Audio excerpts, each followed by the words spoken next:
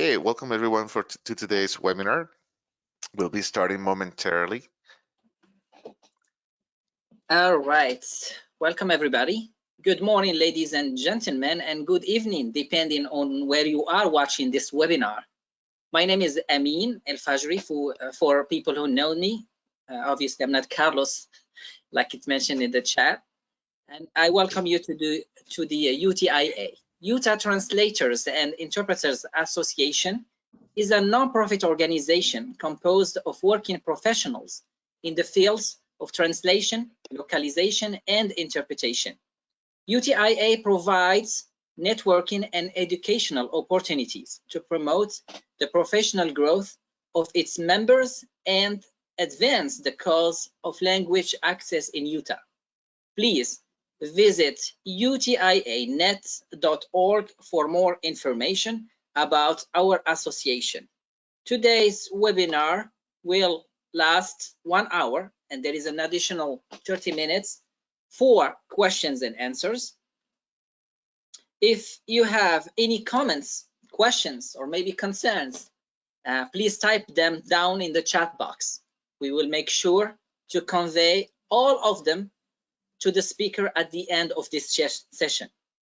Now, and without any further ado, I know you guys have been waiting for a while. It's a great pleasure for me to introduce our talented speaker today, Hiba Azzeddine, who is going to talk to us about the conference interpreting challenges and how to overcome those challenges. This is a subject in which we should all be deeply interested, because it will help us, all of us, learn about the different challenges that conference interpreters are facing, and also learn strategies and techniques employed by experienced interpreters to tackle these challenges and succeed also in this field. Hiba Azzeddine is a trilingual. She speaks Arabic, English, and French as well for the UN interpreter and translator. She's a linguist, proofreader in international arbitration. She is also an academic researcher and professional trainer. She earned a master's degree in linguistics, finance from the Rochester College in Dubai, and has legal and interpretation diplomas from the American University of Cairo.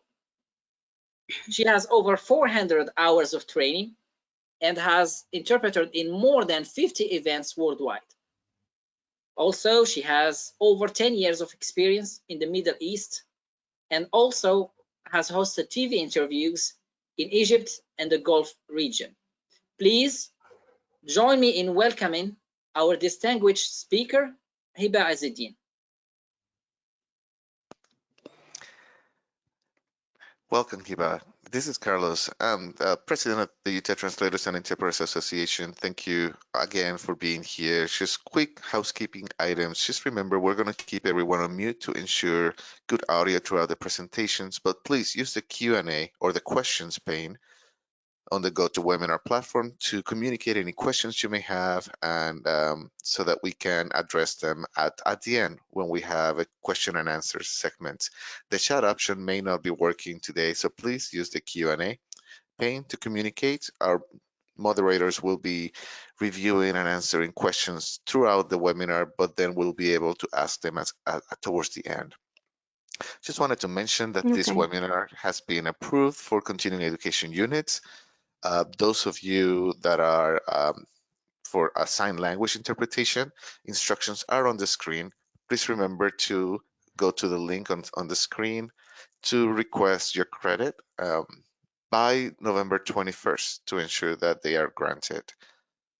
Certificates of attendance for this event will be emailed out on the week of November 23rd. So please give us a week after today to ensure that we get everybody's certificate to you. So for those who are certified healthcare or medical interpreters or court interpreters in Utah that have received CEUs for this event, your certificate of attendance will be arriving the week of the 23rd. And just remember that we still have one more webinar this year on December 16th. Please visit utinet.org to learn about the topic. We'll be interpreting for oncology assignments. Okay, and without further ado, we'll pass on the screen to our presenter.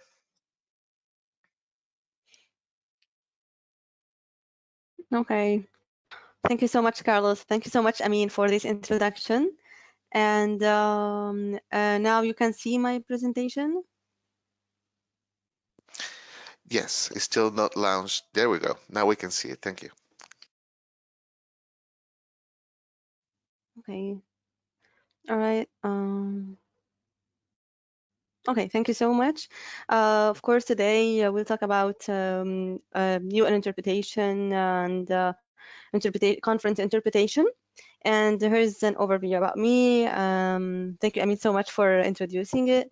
And today's session, the aim of the session will be three main aims. We will learn the challenges that interpreters face, what are the strategies and techniques in order to overcome these challenges, and of course, how professional interpreters overcome these challenges. The strategies, I know so many are interested in order to know what are the challenges we as interpreters might face. What are the strategies in order to overcome these challenges, in order to manage these challenges as if they are no longer here, as if the audiences they do not they do not feel that there is a challenge that the interpreter is facing. We all have real life experiences, and this presentation specifically I will enhance with you, I will provide with you the my real life experience, the experiments I have all over the experience of interpretation. So the first one we will talk about conference. So okay, I just want to. Okay, we'll talk about conference interpretation, the required skills and the qualifications. And I would just talk also in this regard about how interpretation can boost economy, can boost tourism. Interpreters are working in the field or in the sector of economy and tourism. What's the role, how important the role is, obstacles and solutions. What are the obstacles and what are the solution strategies to overcome these obstacles? Experiments throughout my real life experience, and there are some recommendations. So just okay. Okay, so definitions of interpretation. I know that some of the attendees, they are interested in conference interpretation. They might be medical interpreters, and conference interpretation as a conference interpreter. It's a different field of this career. We have simultaneous and consecutive, of course. I just will give just very few hints about what's the difference between both of them. As a consecutive interpreter, it's much better, sorry, much easier than simultaneous interpretation, as you will have time in order to hear the speaker, and then you will take notes, and then you will deliver your interpretation. However, in simultaneous interpretation, you have to interpret wherever the speaker is speedy. The speaker is really difficult to understand. You need to interpret time by time. The speaker stops, you need to stop. The speaker speaks, you need to speak as well. You need to manage everything in the interpretation without any feeling by the audience that you do not know the how to manage the speediness of the speaker, the difficult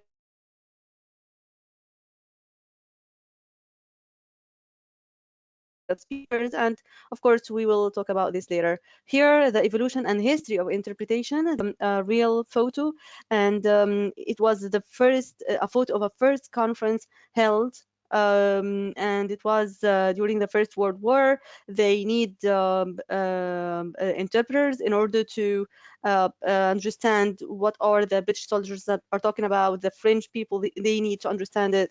So this is was the very first conference to be held.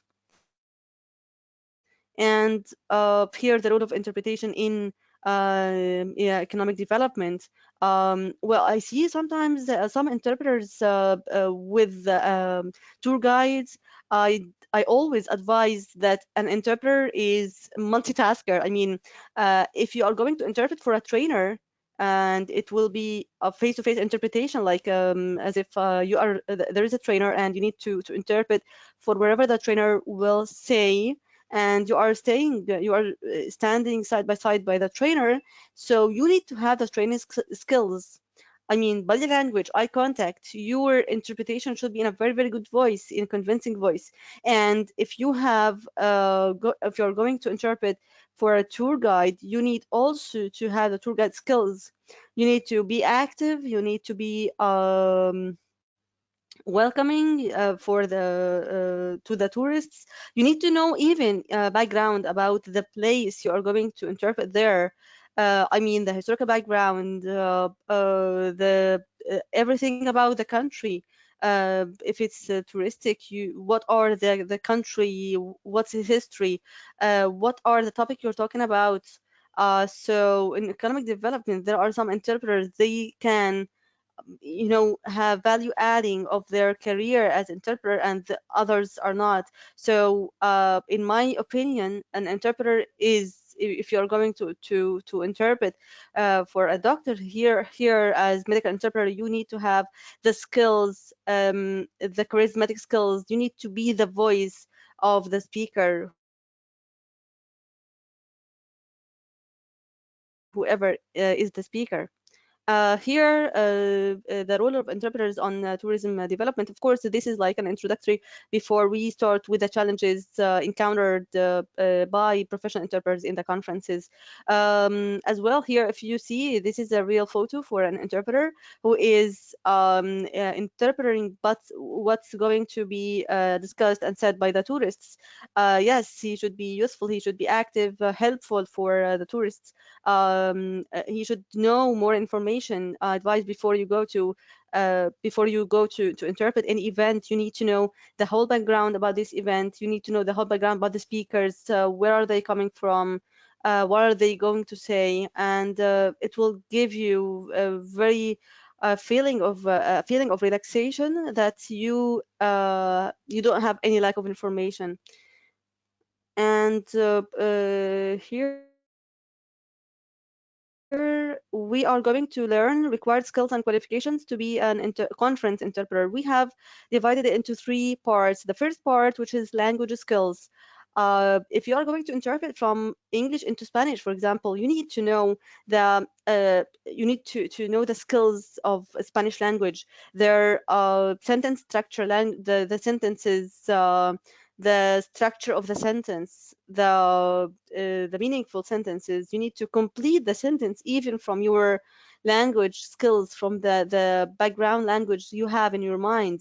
You will never be able to interpret from a language into another unless you know the whole language skills in these languages. Of course, if you are going to if you are interpreting from a language into another, you need also to know the proverbs in a specific field, for example, economy. So you need to know the whole cliche or jargons related to this field or this sector in this part in economy. And the other type, which is speaker linking skills, you need to anticipate what the speaker is going to say. There is a very, very smart advice I'd like to share with you before especially with international organizations. In international organizations, you will be able to know the jargons of this organization, the specific phrases, the sentences said every time in the conference. With the speaker, I know that there are very, very difficult accents, very, very difficult dialects, how you manage it, how you're going to understand it in order to interpret to the audiences. In this case, you need to know the speakers before you go to the conference. You need to search for the speaker. If it's really difficult to see the speaker on YouTube and Google, so you need, if the speaker is Greek, for example, you need to know the English Greek if you're going to interpret into English, or from English, for example. So you need to know the features of this dialect of the speaker. In order to anticipate, there are some letters, they are pronounced differently, totally differently from, for example, Indians. They are pronounced in different letters. So in order not to get confused and to think, to exert efforts to think while you're interpreting what is this letter pronounced and what it should be. So you need to know the features of this specific accent. You need to know the features of Australian accent. You need to know if you're going to interpret for Arabs, where are they coming from the Gulf, so they have specific features. So in this case, you need to anticipate what is exactly the accent of the speaker. Delivery linking skills, well, we have in interpretation something like practice, shadowing skills, and I have divided them before into 9 levels of shadowing skills, so that as interpreter too, you need to know to do these exercises in order to strengthen your short-term memory so that you can understand more words and can understand more sentences, and you can deliver them without lacking of any kind of sentences, any part of the speech. And of course, to be well prepared for the topic, for the phrases, the agenda, everything in this agenda. Even if the agenda of the conference will be sent to you late, you can just predict what they are talking about. And you can use the strategy of the root word so that you can divide the words into umbrella word. This is an umbrella word, and you have other more nouns and verbs of these words. You need to pronounce difficult words very well so that you will have flexibility of using them. So then we will start with the challenges and obstacles. The first one, which is speaker-related issue, like fast delivery. Well, the fast speakers, you have two strategies to overcome this problem. As a fast delivery, if the speaker is really speaking very, very fast, well, we have to divide the fast speakers into two kind of speakers. The first one, which is a fast speaker, you can just understand the main ideas. In this case, you need to interpret these main ideas. You'll never you should never ever stop interpretation because the speaker is really fast. And of course, for this, I believe that practice makes perfect. You need to practice interpreting and listening for fast speakers. If he is or she is very too fast to understand it, you need to ask the speaker to slow down so that you can deliver what he is saying. And you will have this opportunity in the consecutive interpreting, because that's why we are saying that it's less challenging than simultaneous interpreting. When simultaneous interpreting, you need to do it as once you can do it, because in a conference, maybe it's really difficult to speak with the speaker, and you can hint for the audience that the speaker should slow down. Accents and dialects, we'll talk about it later in subsequent slides. Here, culture-bound references, jokes and humor, and we need to talk about this because it's really make the interpreter very embarrassed, or the speaker as well, or the audiences, because if you are, let's say, if you are in Germany and you are going to interpret from English into another language, but in Germany there are some different cultures than in United States or in different country. We can say this example in any culture or in any country. Well, the interpreter might interpret a joke with a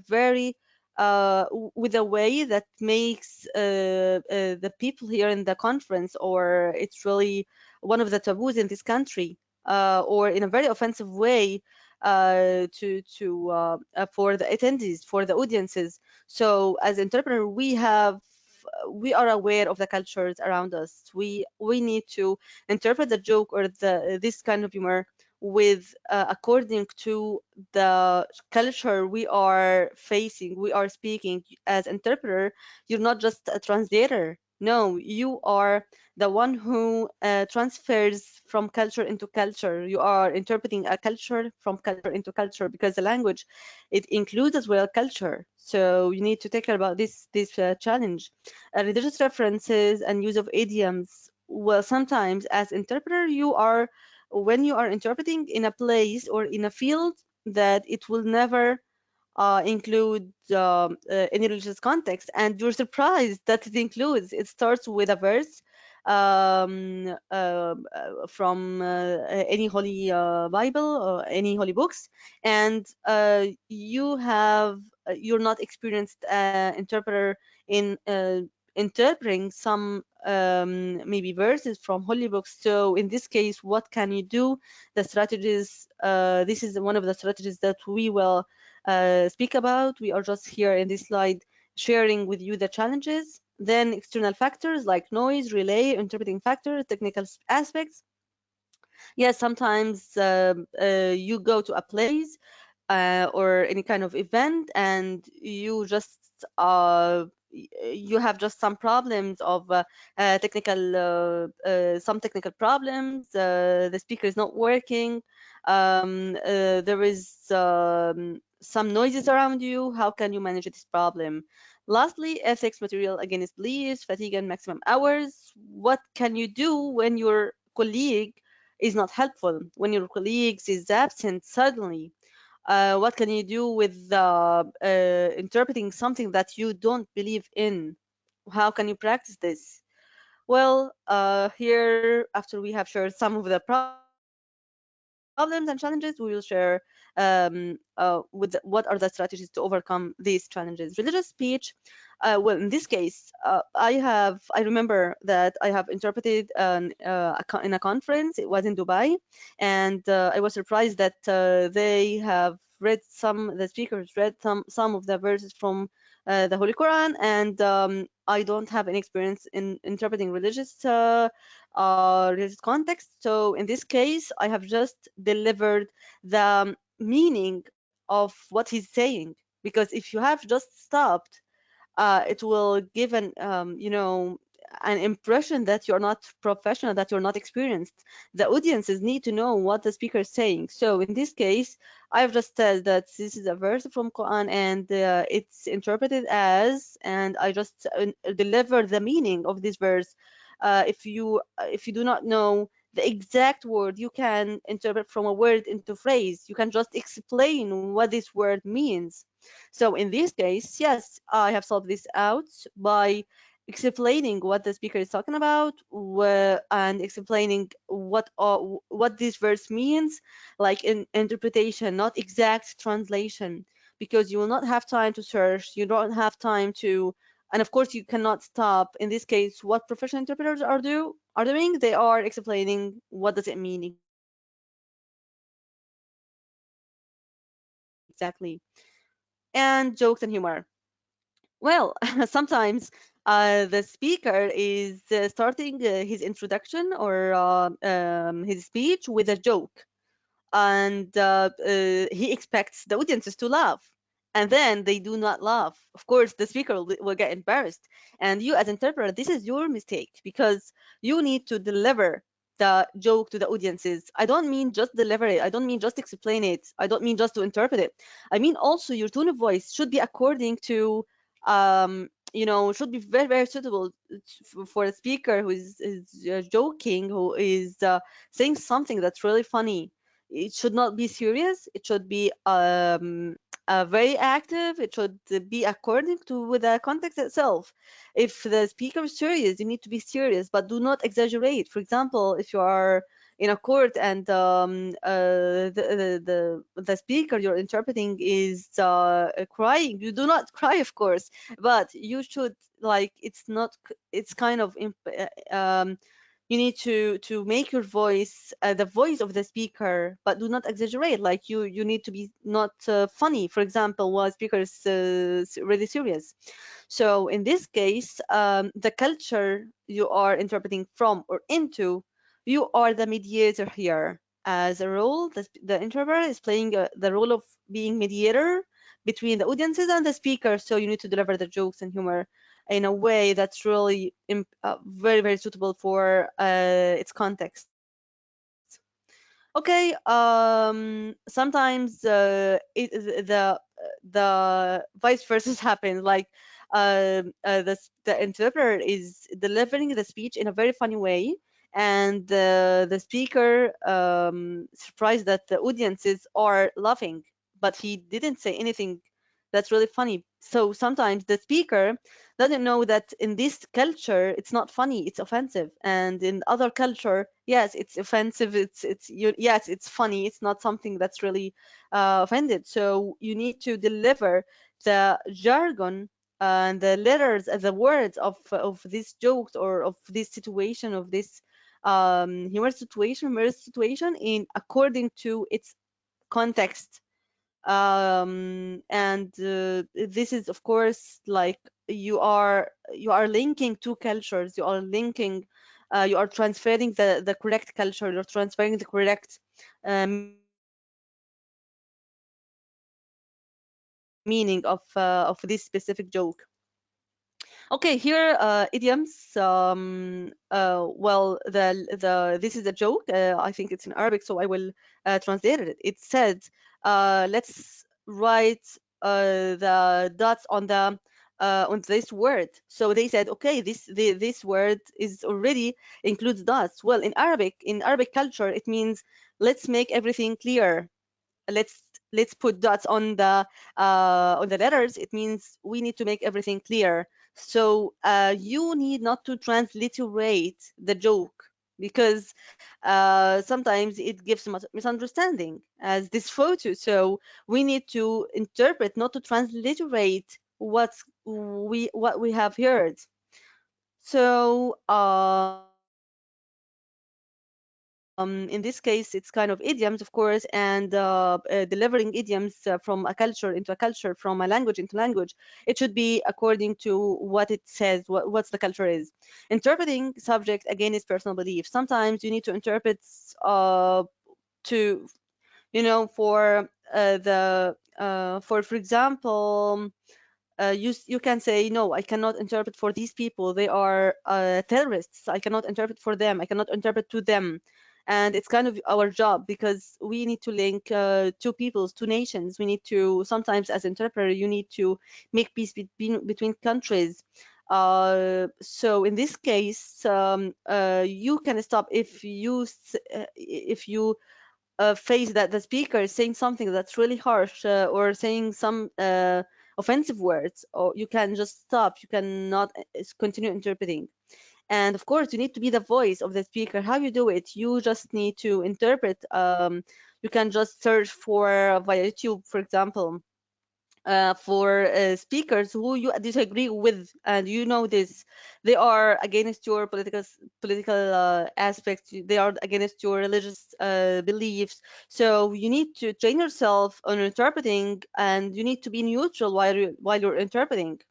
You need not to be with a party against another party, because you are just interpreter, and one of the qualifications as an interpreter is that you need to be neutral, not biased to any of the parties. And of course, well, I have tested some of my trainees, and I just want to make sure that this theory is really right, which is if you believe in something while you're interpreting for the speaker, and you believe in something, you will interpret very, very correctly and in details, professional interpretation, what you believe in, and you will ignore spontaneously. It's not your, I mean, it's not intended. Spontaneously, you will ignore the other beliefs or other opinions of the speech. So I train them to interpret the whole interpretation, and then you can just this speaker for two. I just asked two trainees, one of them who interpreted only the only parts that she believed in. I just asked her to be this speaker, to be this interviewer, or to be this interviewee, the speaker she disagrees with. And then, yeah, by time, they deliver neutral interpretation. So again, practice makes perfect. So you just need to practice yourself for doing so.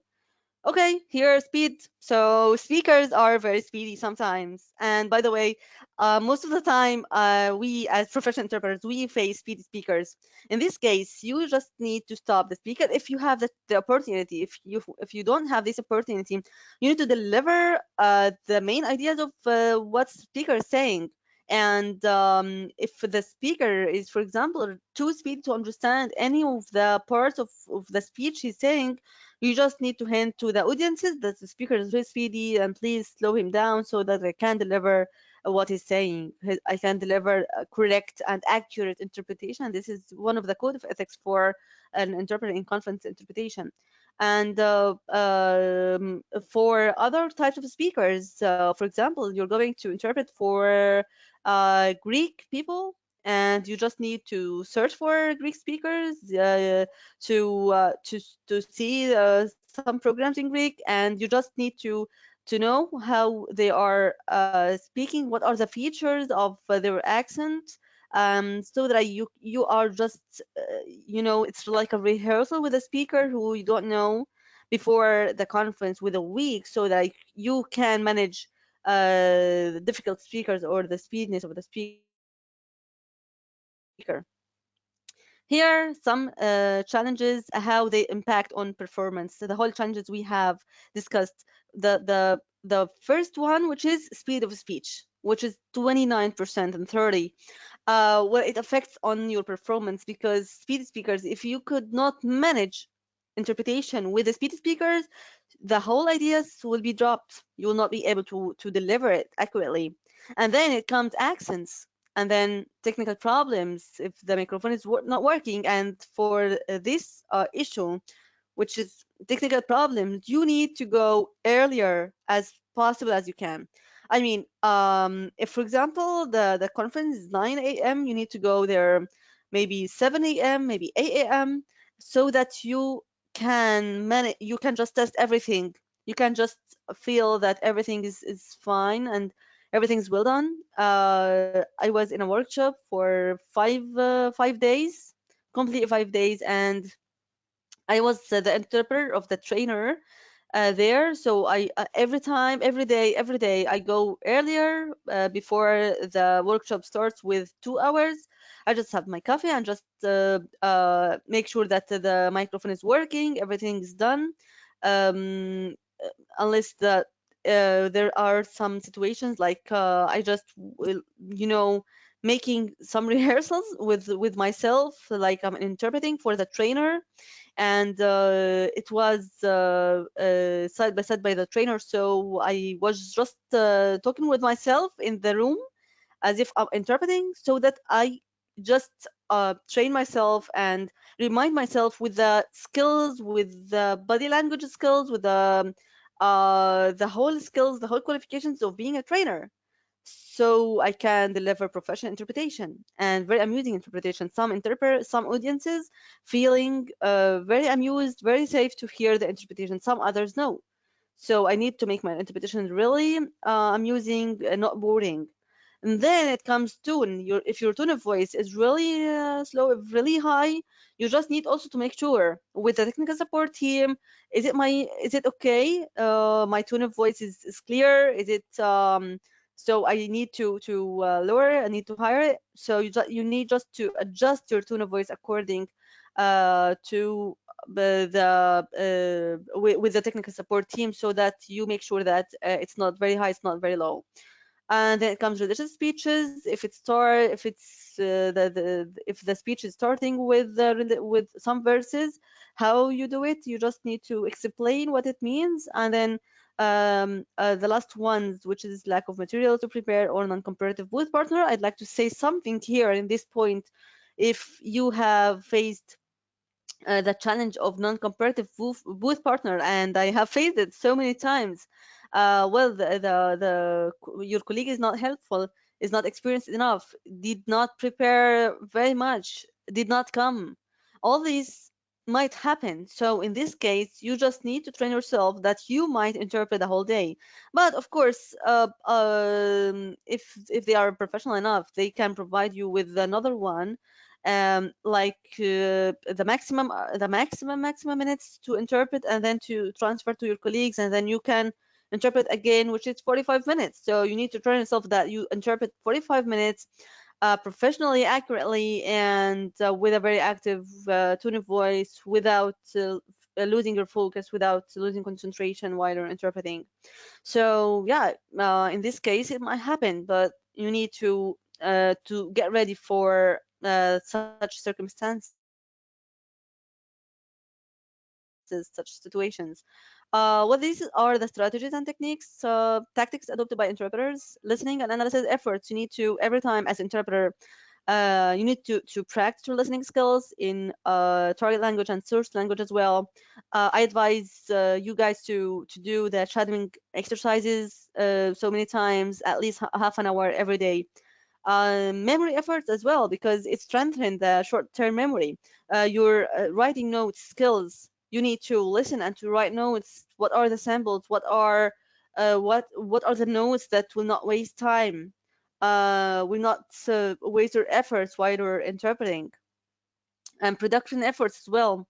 How can you deliver the speech of fast speakers? How can you deliver it professionally? How can, even sometimes the speaker is speaking in a way that's not really, maybe the speaker mother language is not English, and his English is really really poor.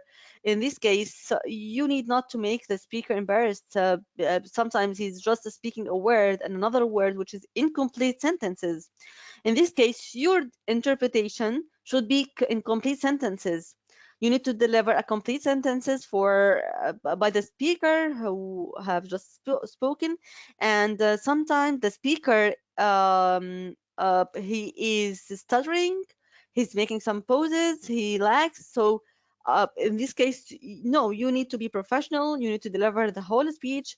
You don't just say, I'm the voice of the speaker and he cannot speak that well, that much. Okay, so no, you need to deliver the whole details of the whole issue he's talking about, the whole topic he's talking about, and with completed sentences, so that audiences can understand, because they are hearing you, not the speaker. They do not understand the language of the speaker itself.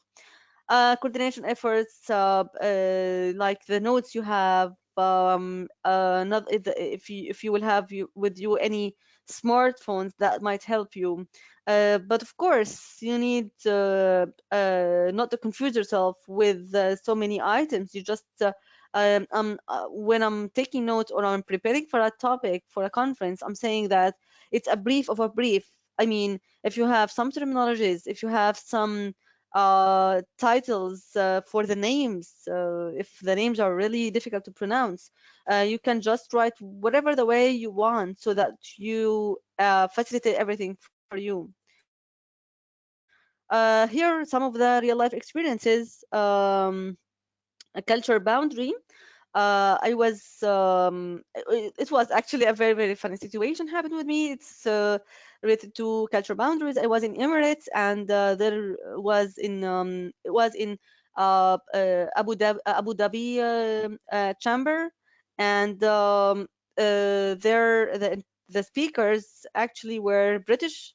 They were there in order to assess the company, everything about the company quality assurances, and they are coming just to assess everything here, and to make sure that everything is they are doing on track.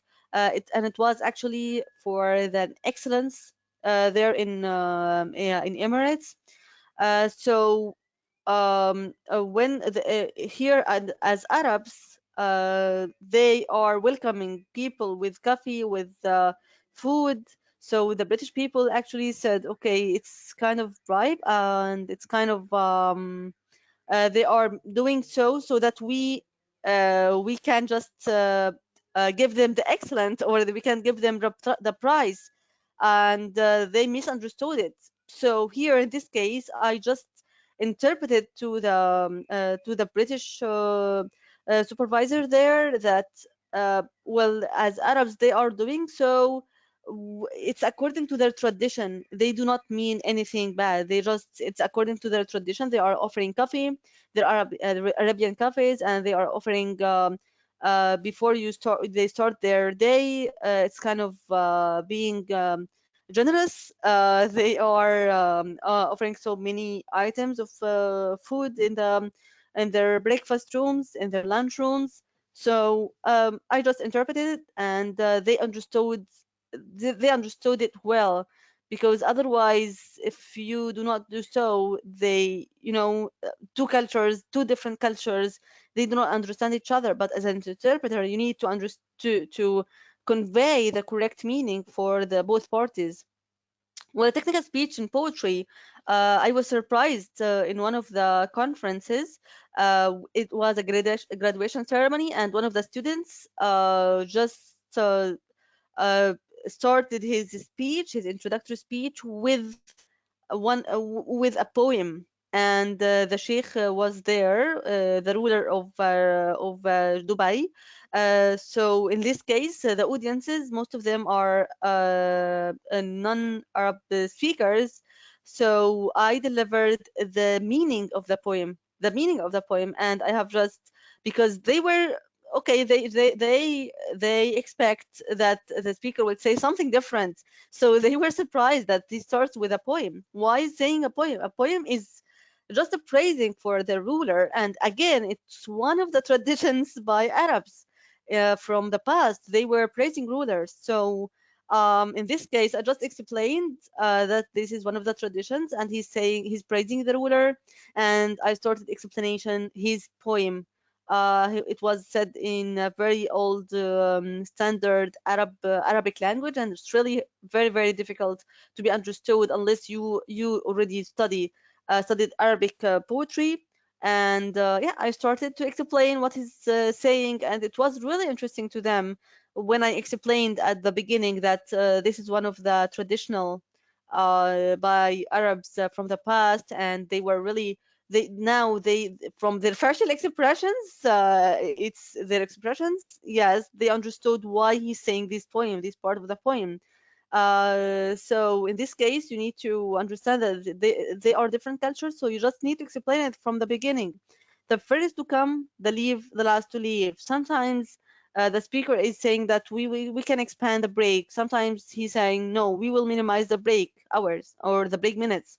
So in this case, you need to be the last one to leave the hall, and you need to be the first one to attend the hall.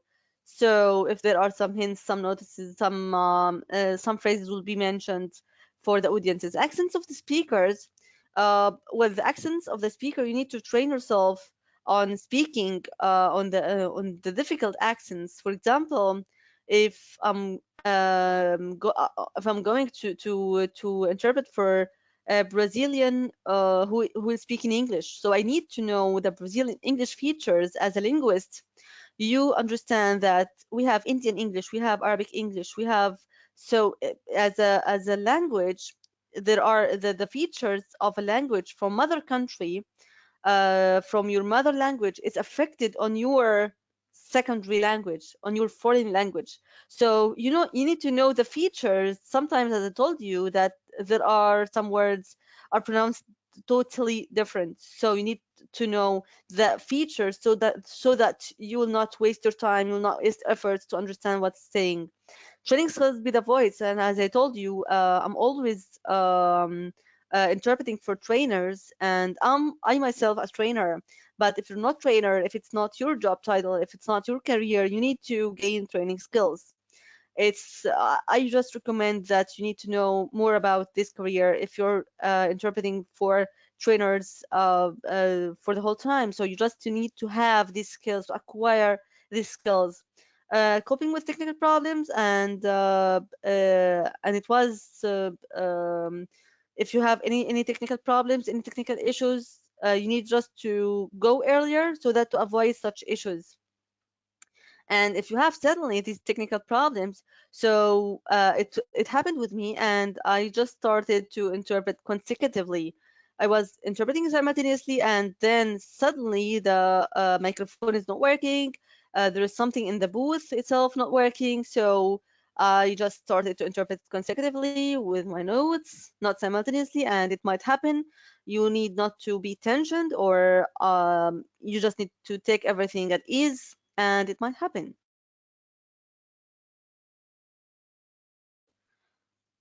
Well, this is a recommendation. I have a research paper in a conference, and I was a keynote speaker there. And I have some recommendation that maybe to for the UN bodies to train. Nowadays, we have so many features of remote interpreting, remote simultaneous interpreting (RSI) because of COVID-19. So I just have recommendation to train professional interpreters for knowing to know the whole features so that we can make interpretation much better, and the delivery will be much better with with using technology, whether Zoom application or Google Meet. So I just have a recommendation and advice for in order to train professional interpreters for a webinars. In a webinar, it's like a practical training for the professional interpreters to use how to use the features, such features or updates of some applications. And this is like summary points. We have started with the definition of interpretation, the evolution of where exactly the idea of conference interpretation come was in First World War, and then the role of interpretation in economic development and in tourism development as well. What are the required skills and qualifications? Of course, the most important part, which is challenges and obstacles of interpretation and the strategies to overcome them. What are the strategies, tactics employed by interpreters according to the real life experiences and according as well to what happened with me. And now we are in the questions and answers parts, Q&A.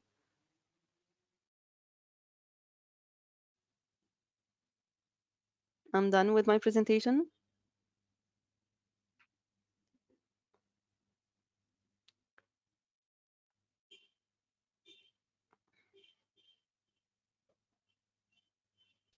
Thank you again, Hiba, for that. That was great information. We had a couple of questions here in the Q&A panel, so let me go back and read them for you. Yeah, sure.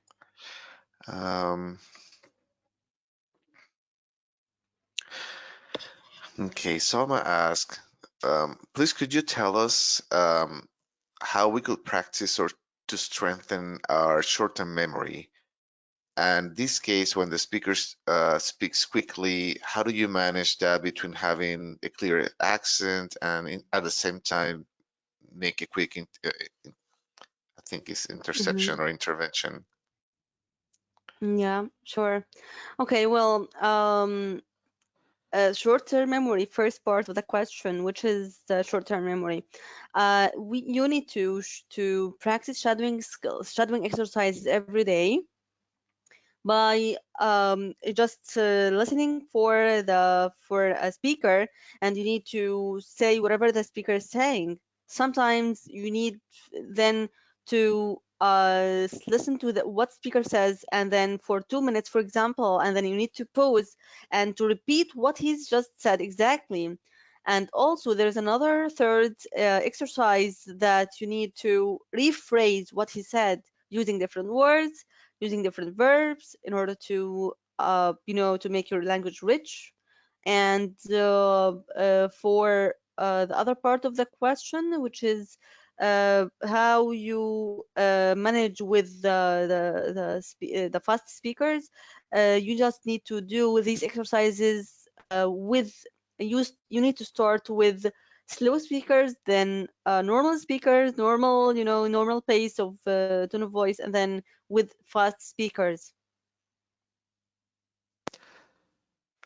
That's great advice. And for those who are members of UTIA, Ingrid Oseguera did a presentation earlier this year on memory techniques and note taking. So I invite you to go to the webinars section of our website, utianet.org. You can find the recording there and take advantage of a few extra tips on this topic. All right, there's another question by Brenda. She says, it was heard that there were 9 levels of shadowing a conference interpreter. If I heard this correctly, could you review what those 9 levels are? Yeah, 9 levels of shadowing. The first level of shadowing, you are just going to shadow to say what speaker says. And the second level, you need to pause and to repeat. Third level, I've just repeated, which is you need to rephrase. And fourth level, you need to condense. And then you need in sixth level, in fifth level, you need to expand. I mean, what you have just heard, you need to expand by using more linking words. And then in sixth and in seventh level, you need to hear the whole audio let's say 5 minutes or more, maybe till 7 minutes. And then you need to write notes and interpret, or you just repeat what you have just said, you have just heard. Sorry, repetition. Shadowing is just repetition. The aim of shadowing exercises to strengthen your short-term memory and to prepare your mind to interpret professionally whatever the length of the videos is. And then in eighth and ninth levels, you need to train yourself to listen for the people you disagree or disbelieve with their ideas, with their beliefs, so that while you're interpreting, you can be neutral easily, and you can interpret what you are saying, not only what you believe in.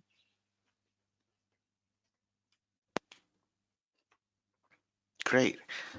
Isabel asks, have you been in a situation where you missed the beginning or the end of a story, and how did you handle that?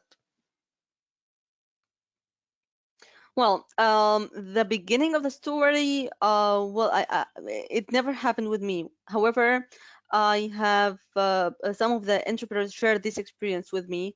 They have missed what the speaker starts to say.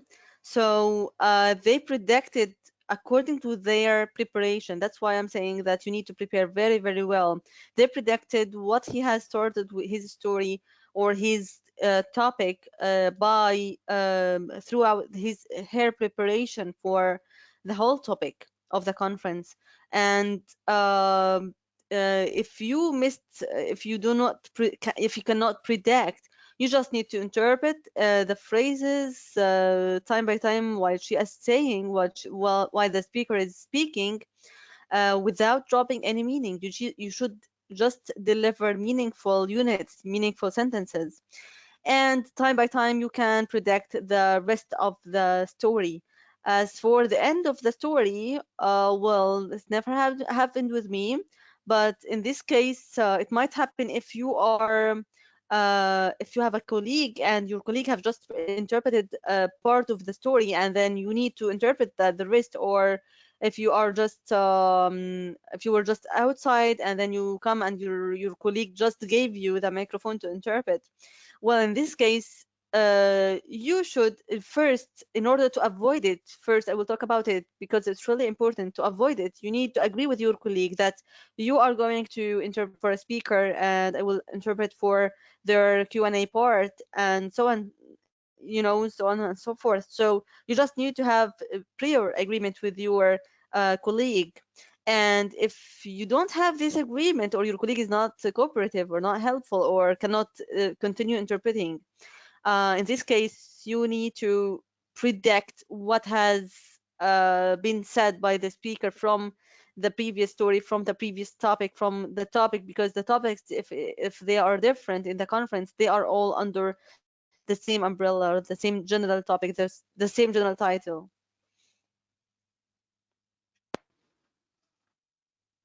Great. We're having a lot of questions coming in, so I'm trying to sort through them. Hopefully, we'll get to all of them. Okay. How did you handle translating jokes that don't translate in other languages, like a play on words? Isabel wants to know. Yeah. Well, I am interpreter Arabic and English languages. So if I'm going to interpret for English, for English people who are speaking English, who are their mother language is English, I need to know what their culture. So language is life. You need to know, understand the culture of these people, of these nation, and it's not only your duty to prepare for interpretation, you just need to understand everything: idioms, proverbs, kind of joke, the whole jargons related to this topic, the events. You need to if you have any kind of any time to speak with the to speak with the speaker, yeah, you can acquire some of the jokes he might say.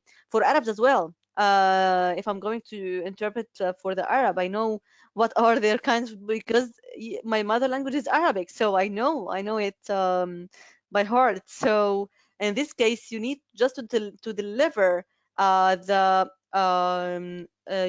that's kind of the explanation of the joke. I remember a situation that's really really funny happened with me. It was in international arbitration, and it was all legal text context, and there is a kind of idiom mentioned by the speaker here in the room, and my audience insisted to know what does it mean. Actually, I didn't know the meaning of this idiom, but I just predicted what does it mean.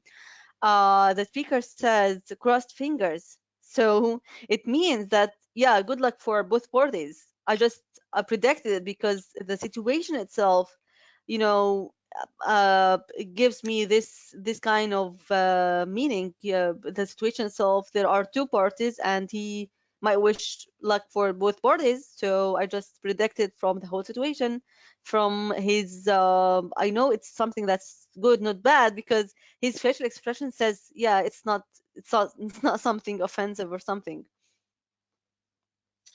All right. So I also thank you for those answers. I have a lot of thanks for this fruitful presentation, and I gathered some questions. They're all about the same topic. Some people have problems with numbers, they said, and it's a challenge in itself. So do you have any solution for the numbers? For the numbers, Yeah, I guess when you hear yeah, numbers and they don't have like time, also people said that they have yeah, problems to track those and interpret for them, and that's a challenge for them. Do you have any yeah, solution for sure. that issue? Yeah, as tactics, yes. Well, for you as interpreter, you are taking notes for what's being heard.